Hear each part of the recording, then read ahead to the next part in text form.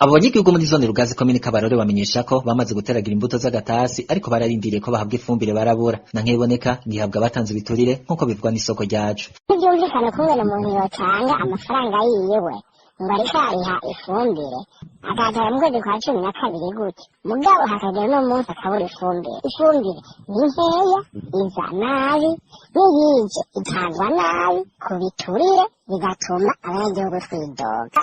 Nk'ubu iyi ifumbire yo mu bwoko bita totahaza kenshi ikoreshwa mu kubagara twarayibuze birababaje cane.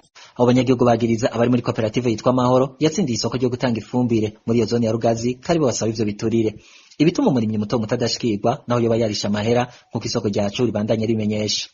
Azamusantere aze arabe ukungene ifumbire ritangwa bizozone Rugazi n'ivyangombwa ko nabura amatari iki kibazo agifata mu minwe kuko abanyagihugu benshi gushika uno munsi ntibararonka ifumbire. Iyo koperative Amahoro yashizeho abayiserukira batanga iyo fumbire n'abantu babiri ni umusore yitwa Bimenyimana Pascal n'umukobwa yitwa Virginie. Rero abo kabisa uravye kungene ingero itangwa canke ifumbire itangwa birasiga ubwenge bwose. Ni ukuvuga rero hariho n'abandi bagize komite rero y'iryo shirahamwe nabo nyene barafasha mu gutanga iyo ngero. Mugabo ikitubabaza rero ni iki? Ni ibiturire bitangwamo. Nta muntu mutoya apfa kuronka ifumbire. Turasaba izo nzego twavuze ko zokwivanga n'ivyo bintu. Turasaba yuko n'abantu bene kuyitanga bobanza bakabashira ahantu bakabaza uburyo bakoresha canke bisunga mu gutanga iyo ngero. Uruganda rwa RPA ntiturashobora kuronka Saguye Berkimas